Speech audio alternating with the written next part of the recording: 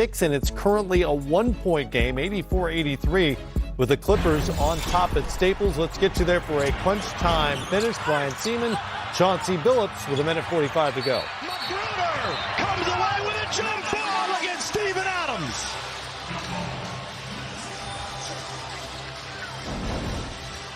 You look at Montrez. He likes going right. Everybody knows that. Nice little hesitation dribble. Too fast, too athletic for Steven Adams on that baseline. This is the big-time play right here by Rodney Magruder. I thought that was a foul, not a jump ball, if you ask me. Well, Magruder, as scrappy as they get, will go up against Adams. I've said it before, I'll take heart over height. And Adams wins the tip. Thunder look for the lead. Gallo pretends to shoot the three. Plenty of time on the clock for Oklahoma City. Chris Paul, watched by Paul George, late in the clock. Flings a three for the lead, no. And the rebound tipped out. Second chance opportunity for Oklahoma City. Strict. What a play right there by Pat Bev.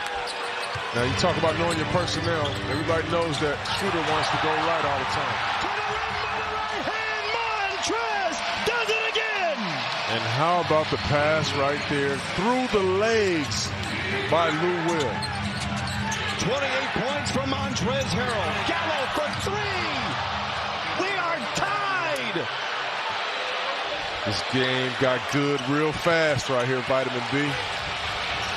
The crowd stands as one in the background. Paul George flirts with the defense. Stripped by Chris Paul.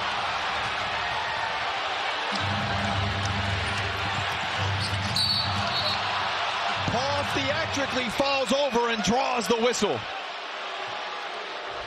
And I know everybody has seen this play a million times here in Clipperland. You knew Chris Paul was going to find a body to jump into and make a heady play right there.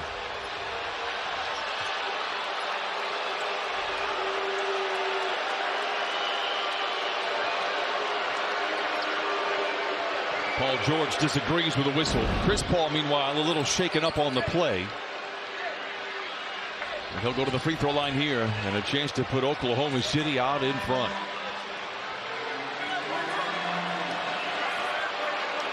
Such a crafty veteran move right there by Chris Paul, knowing that his team is in the bonus.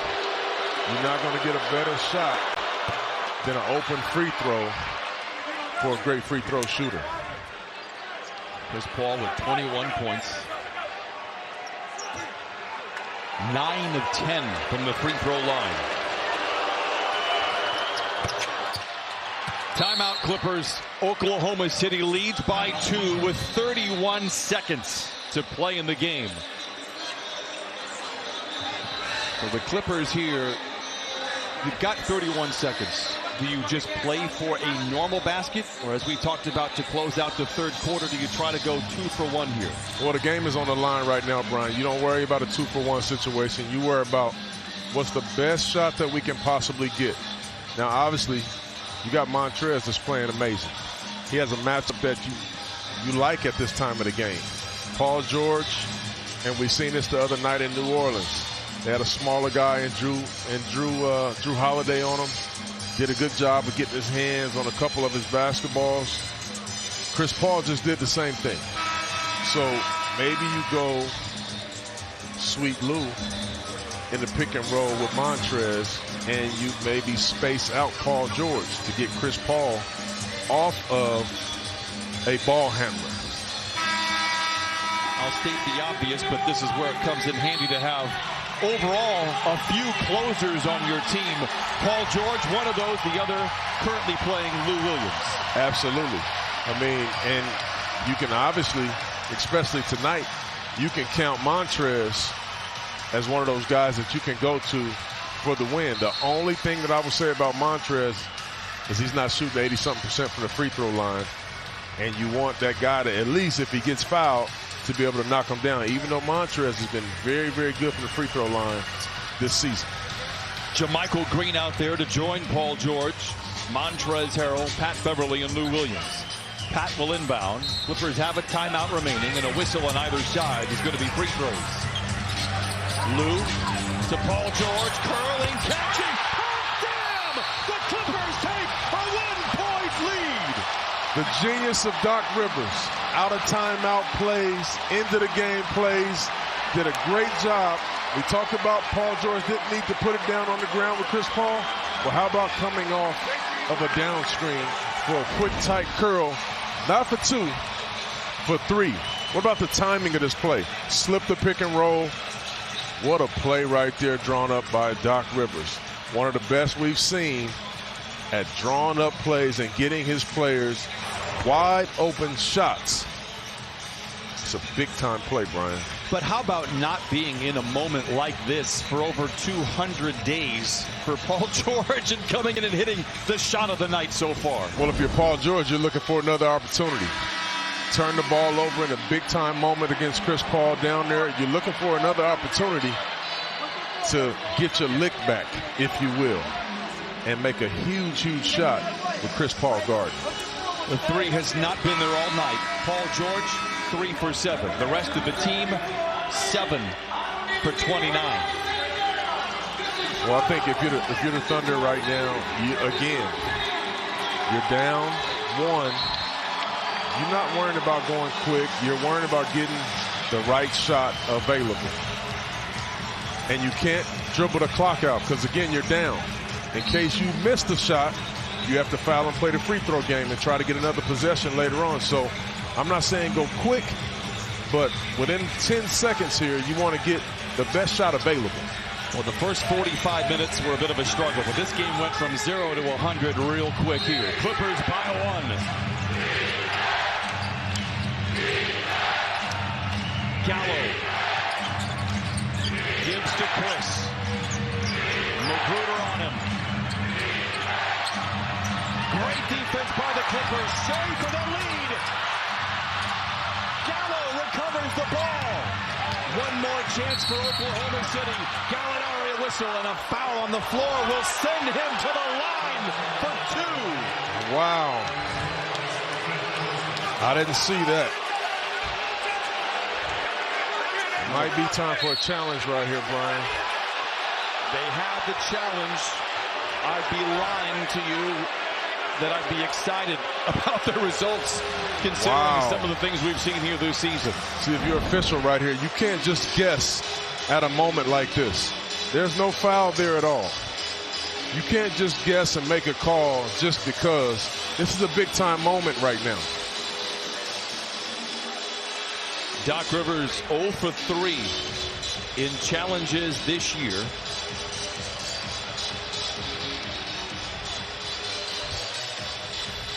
Oh for 3. I thought he won one time, Brian. I thought he won one for us that time. Should have won. Still 0 for 3. You know what? The 0 for 3 is over right now. They're definitely gonna. The Clippers are gonna win this challenge. I'm gonna have to get to my analytics department, and I'll get back to you on that one, Chauncey. Either way, this one is the one that matters. Oof. Well, this is one instance right here where if the Clippers do win this, you're saying thank goodness for this challenge. And also thank goodness that we didn't use the challenge earlier in the game. Doc has been not happy with the challenge. He doesn't like it at all in general. Well, we'll see what he says about this one. I agree. That's why I brought it up. He might change his tune really fast here. No foul on the play. Play's overturned. OKC has the ball on the OKC ball on the side. Might hear the loudest ovation of the night here. This call is overturned. Well, it is overturned, but here's what you have. You have Billy Donovan right there that's able to draw up a play while everybody's waiting. Also, Doc Rivers as well, able to draw one up. But while everybody's waiting and seeing, is Billy Donovan saying, okay, this is what we're running, guys. Let's be organized. Had that been a foul, it would have been free throws. Both teams in the penalty. And if you're the Clippers, you like where you're at because you're saying, we're a defensive basketball team. Let's give ourselves an opportunity to win it the way that we like to play. That's on the defensive end. The shot clock is turned off. The Clippers can win it with a defensive stop right here. Ferguson to inbound. Gallinari. Chased by Harkless. Rises for the shot and the lead. No! George with a rebound. Ball game!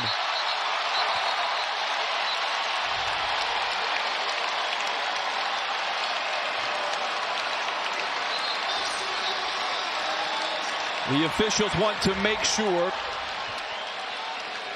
And again, we talked about it. If you're the Los Angeles Clippers, you hang your hat on the defensive side of the ball. Very good defense right here. You look at Gallo. He wanted to get Montrez on the switch right here, calling that pick and roll. Montrez up on the screen. Nice contest without fouling. Very good defensive possession to end this basketball game. And Steve Ballmer very excited as he has been one to be. And Gallo got a good look.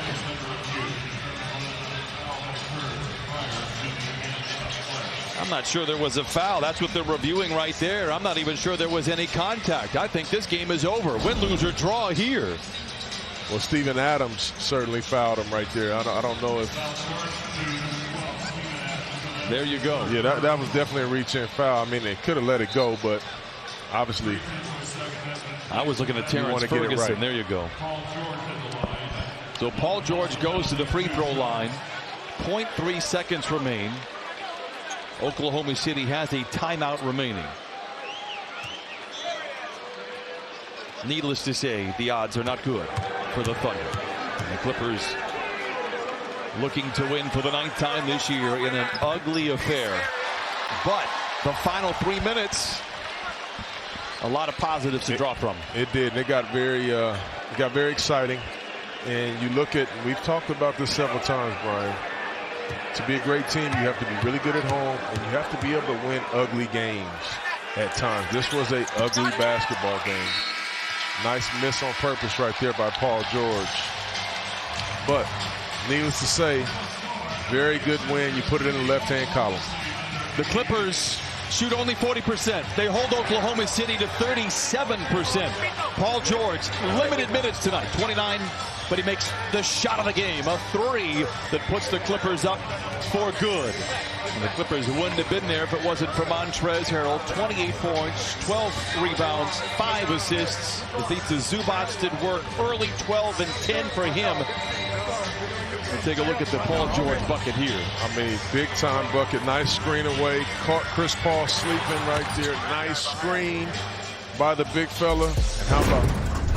It was close all night long, and by a razor's edge, the Clippers hang on to win 90-88. If you're just with us, neither team led by more than 6 all night long. That is just about unheard of in NBA games when it ebbs and flows with runs and somebody's up 10 and the other team's up 12.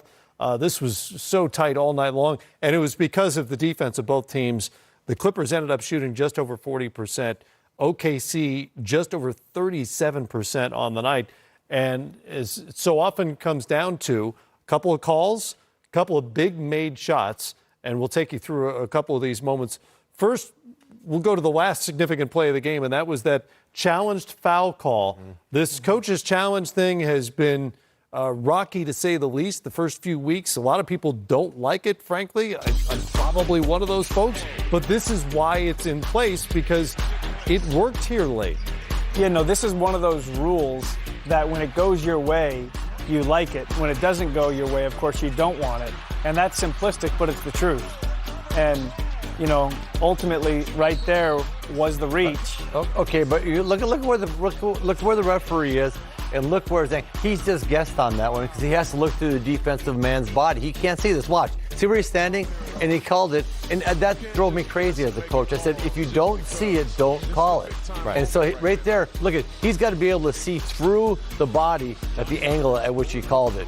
And you can't do that. So you saw a defender reach, but you can't really tell what his hand's doing. Well, no, because his body's in the way. Yeah. That's what I'm saying. That's the one they overruled it, which was the way it should be. Yep. The coach's challenge worked, but those kind of fouls drive you as a player and a coach bananas because the guy's guessing. And my big thing is don't guess. Yeah. And by the way, this is the argument for saving your challenge till the end of the game. Yeah. There have been, all sorts of discussions about when you should use it. Should you use it in the second quarter when your star player picks up a third or fourth foul? Yeah. Well, this is the argument for keeping it till the end of the game because it's exactly what Doc Rivers, who, by the way, was 0 for 3 on coaches' challenges until tonight, exactly what he needed. Well, certainly a big one goes his way, especially after a big-time shot there by Paul George. I mean, Paul George, I know we're talking challenge, but 2 huge nights and then a game winner. Yeah. I mean, he is proving that he is once again, he's returned at MVP level. Yeah, but it's not a game. There's no chance of that if not for Montrezl Harrell. No doubt. Who was rebounding and rolling and finishing at the rim, beating people off the dribble. He is playing at an unbelievable level coming off that bench for the Clippers. Single-handedly outscored the Thunder bench tonight, 28-27. The Paul George three-pointer, to your point, 70 points in his first 2 games as a Clipper. First Clipper ever to debut with back-to-back 30-point games. And tonight, the numbers in a low-scoring game, the numbers were never going to be there. But he did hit 7 of 14 shots when he was out there, 18 on the night, 7 boards, 4 assists, a bunch of turnovers in an ugly game. But the biggest shot of the night. Yeah, and a nice play by Doc Rivers. Had a little back pick that Paul George set. And then Montrezl Harrell came down and set a pick for him to come up and make that 3. So, really a kind of a, at that point you're down 2. To call that three-pointer out of a timeout, for a game winner, that was big by Doc Rivers. A very nice drawn-up play by Doc, who's very good at it. Matter of fact, you're going to see it right here. There's the pick by Harrell, and George lined it up and knocked it down. And this is after he had the ball stolen from him by Chris Paul, so kind of a little redemption. Well, this was and a gutsy performance here by Oklahoma City. Yes. But what are the Clippers going to look like when they get Kawhi and Paul George playing at this level? This is why they look like the team, right? Or we think they look like the team that's going to contend for the whole thing. Well, they're the team that was favored by many to win the NBA title, which is still a difficult sentence to say that the LA Clippers were favored to win. It's hard to imagine, right? And we unfortunately still have to imagine what they'll look like with Kawhi and Paul George on the floor together because it still hasn't happened yet. If you're just with us, Kawhi Leonard out again tonight with that knee contusion, so we still have to wonder what the Clips can be with those two sharing court space. Yeah, and we start to get a little bit concerned about the knee. This is 3 games now. We know he previously hadn't played in the 2 sets of back-to-backs. We thought this was all just the next plan, but he's missed a couple more games here. And, going back before this injury or these couple games he's missed, he just didn't look great against Toronto and that game in Houston. It just looked like it was a little harder, not quite as much energy as we're used to from Kawhi. Yeah, hopefully it is just a contusion because contusions are going to heal. It just takes some time, a little bit sore. And it's a long season, and what they want to be is healthy and playing really well next March into April, right, getting into the playoffs. There's very few championships. The Thanksgiving championship doesn't mean much. That's right. And that's coming up, by the way. And people are shooting 50% from the 3, and they're going to do it all year long. And we're back to that? Okay, yeah. I can't get off that. I'm sorry. But, yeah, the Thanksgiving championship doesn't mean much. So they're looking long-term, and getting those 2 guys together on the floor, I'm interested in watching them defensively. They can switch so much stuff. You throw Montrezl Harrell, who can guard a bunch of people, and Patrick Beverley, who's not afraid to guard anybody. Really an interesting defensive group of players the Clippers have. And this is what we've been talking about since they paired all these folks together back in the summertime, that for however long it takes the offense to come together, they can win games like this one they did tonight because of that defense. Even without Kawhi on the floor, they're just good defensive players out there. No, they're good defensive players. They got a great coaching staff. They have depth. The team has been built to fit together. And I know the Clippers don't have a lot of tools in terms of draft picks because they traded them all for essentially what was Kawhi and Paul George, of course. But I just don't put it past this team, this front office, to find a way, to make another tweak to add to this roster down the road. I don't know if it's a young player on their team or not. I tell you what. They're going to keep adding. Wes, you're not tweaking with young guys. You're not tweaking with a 20-year-old kid for this lot roster. You're going to tweak with guys that want to come and win a championship. That's right. Going to be veteran guys. It's gonna be buyout guys. That's what I'm saying. Buyout guys that are saying, look, I want to win a championship. I got a couple years left. I'll take minimum. I'll take less to go there.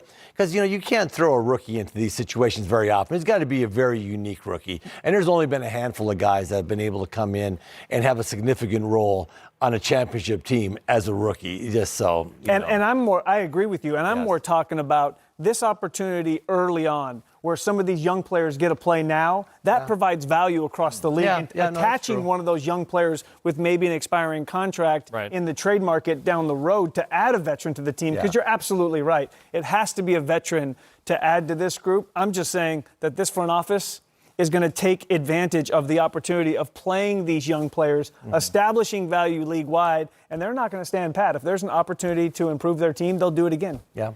And they're always the buyout guys. There are always a handful of those guys ring hunting after they're bought out around the trade deadline. By the way, what does that Thanksgiving championship trophy look like? Turkey.